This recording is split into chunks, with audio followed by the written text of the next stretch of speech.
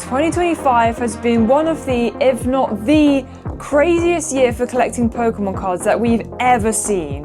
From the boom at the start of the year due to the release of Prismatic Evolutions, it has just gone up and up and up from there, and quite frankly gone pretty crazy. Now don't get me wrong, it's amazing to see so many new people entering the hobby, but wow did it go quick from casually wanting to pick up an ETB on a Tuesday afternoon, to having to be queued up 3 hours before opening time on release day to possibly get one product.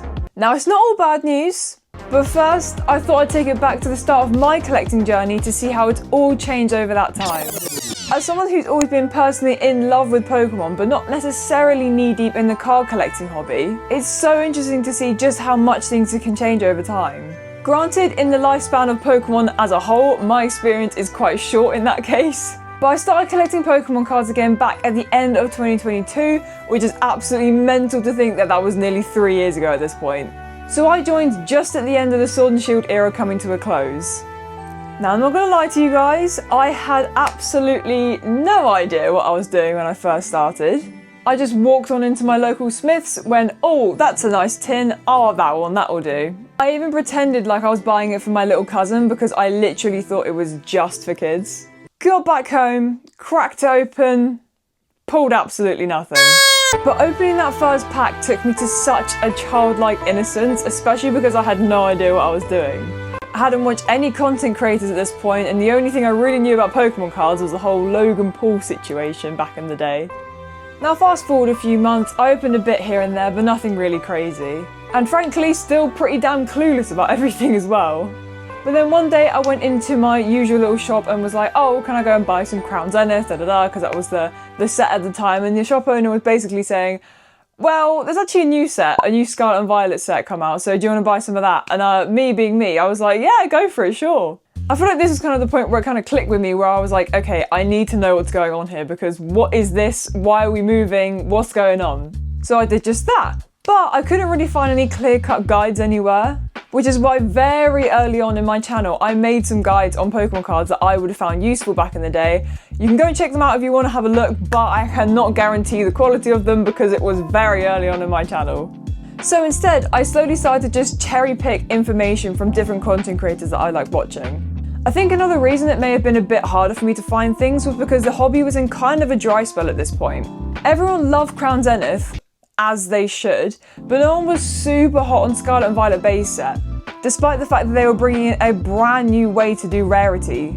Then as the next few sets came out, it stayed super calm and civil, walking into any shop you want, picking up any item you want, and always at retail price. Then we hit September 2023 with the introduction of Scarlet and Violet 151. Now initially, believe it or not, it actually was not that bad. My brother was very sweet and happened to just buy me a 151 ETB because he just saw it, not having to literally fight other people to try and grab it or anything.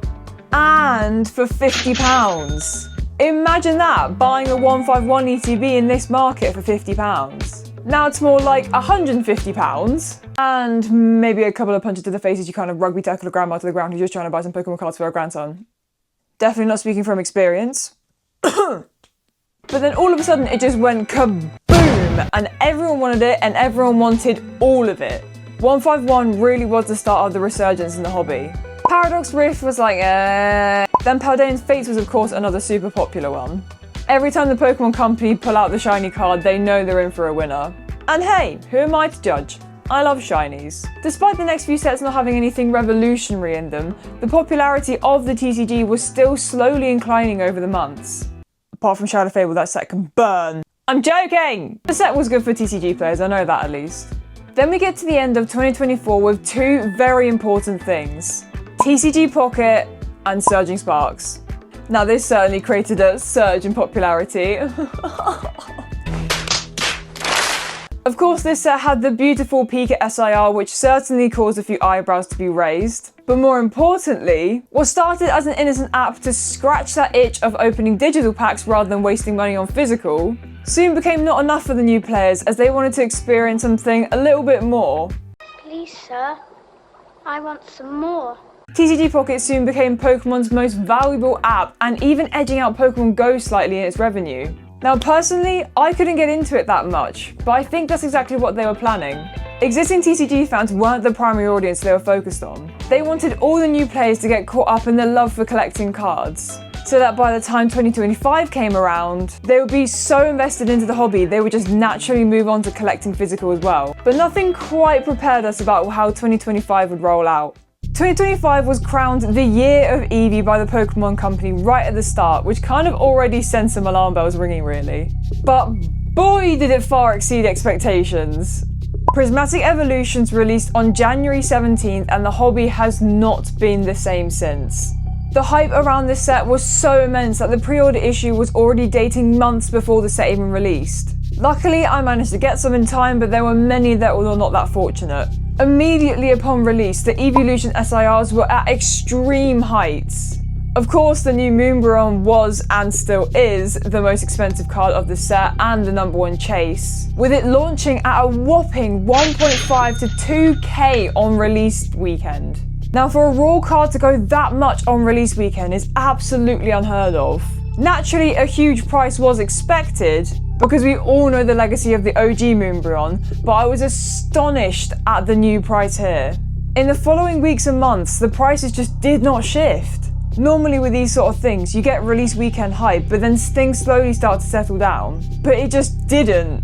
It stayed high, and it stayed impossible to get. And by all accounts, we're still kind of in the same situation now, half a year down the line. It's safe to say everyone was hooked, and it brought in literally thousands of new people to the hobby. Then came Journey Together, where Pokemon reintroduced us to partner Pokemon cards, which you can only imagine the impact it has on the already on fire community. Pre-orders were gone, scalpers were rampant, and people were literally selling their pre-orders on eBay for literally 3 times the price without even having the product in hand. Then when it finally released, the same thing happened all over again like it did with Prismatic. I would literally arrive at the gym at 7:30 in the morning and there would already be a queue outside Smith's. And the stupid thing is, they weren't even silly for being there at that time, because if you came in half an hour before shops opened, there wouldn't be a chance in hell that you would get any product. It just became so silly and laughable. And then that brings us to Destined Rivals. Now don't worry, I'm not going to go through the whole entire saga again, but let's just say it has gotten worse and worse to try and get any product on release day. I personally didn't get any pre-orders, and I was very lucky that my local store happened to do this no pre-order policy thing, so you had to be there on the day to pick up some items. Now if we look ahead to the rest of the year, we have Black Bolt White Flare, which is coming out, which has an illustration rare for every single Pokemon in the Pokedex. People are already ripping the Japanese version, which is looking absolutely mental. So when it releases on July 18th for the West, we already know how that's gonna go. And of course, we can't forget about the Megas. Oh boy, is that gonna be insane. Of course, all this hype for the modern sets have caused a massive resurgence in vintage love too, because a lot of these sets that are coming out this year are calling back to old loves. New Evolution set, old Evolutions go up. New Black and White set, old Black and White sets go up. New partner Pokemon cards, old partner Pokemon cards go up. New Mega cards, old Mega cards go extremely up. Now these patterns are obvious, but there are also some cards that are unexplained to go up as well. When going to card shows at the minute, you can just see the price of generally everything has just skyrocketed. When you go on Whatnot, you can just tell people are having to be a lot more cautious on the products they're using and their starting prices. And a little behind the scenes of people who are maybe not in the know. When trying to import cards directly from Japan at the moment, it has gone up by so much. Which is primarily because they know they can charge more right now because everything is so high. Which then of course has a domino effect on the resellers having to hike up their prices and then causing the collectors having to pay more as well. Upon analysing some individual singles, we can also do some different takeaways from that as well. If we look back in December, we can see the price of the Bubble Mew is pretty high, but then just after the release of Prismatic Evolutions, we can see the price of it almost double, obviously matching up with the rest of the state of the hobby. But then moving to current day, we can see the price has significantly dropped, back to pretty much how it was in December. We can see the same with other high-end singles as well, like the Pikachu from Surging Sparks. The state of the hobby right now seems to be hyper-focused on the most current thing to date. So as these gorgeous new singles come out, the older ones just get pushed aside a little. It feels like a monkey just swinging from vine to vine and grabbing onto the new shiny thing. But I do have to say, I don't think it's all bad news. With the current boom as it has allowed so many people to pursue their dream of making their own card business, because they know the demand is so high and so they can just slot themselves in very comfortably. And for collectors, they may have an easier time scouting out singles out and about because there are so many more vendors with such a wide variety of products. And if people have been sat on their collections for a while, they have the perfect time to go and sell their cards or sealed collection because they can just get some really quick and easy cash. So despite many things looking kind of bleak in this situation, it's not all bad. Now this immense hype will inevitably die down again, but I think this boom is going to have a lot longer lasting effects on the hobby as a whole. Individuals will be a lot more inclined to sit on their sealed modern sets for years, as they know that it will undoubtedly have some sort of spike in the future.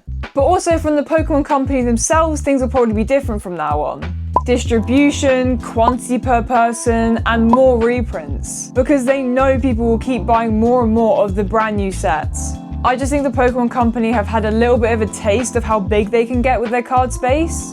So they're going to do their utmost to maintain or at least revitalize the TCG constantly with their core ideas, like releasing evolution sets every couple of years. So let's bring it all to a head, shall we? We are currently halfway through 2025, and it is shaped out to be one of the craziest years in Pokemon card collecting history. And in my opinion, this year has been bigger and crazier than the COVID mess. Purely because we now have more options to go out or to go shows or etc. And seeing everything in front of us being so impossible to get is just immensely frustrating. And in my opinion, more impactful compared to just everything being purely online during COVID times. Now yes, there obviously are many lows in 2025, but after taking some time to look, there are also a few highs that we can point out as well. Pokemon card collecting is in a very weird spot right now, where we don't know whether we should all be super happy that our amazing hobby has expanded so much and getting all the love it deserves, or if we should all be freaking out because if you try and get some new products at Costco's, you'll have a couple of flying fists join you on the way. It's safe to say there's no clear answer, and there's no clear end in sight because the rest of the year has got so many amazing things coming up. But one thing I do know for sure is that I am and always will be in love with this hobby. So give me your best shot, scalpers, because I'm not going anywhere.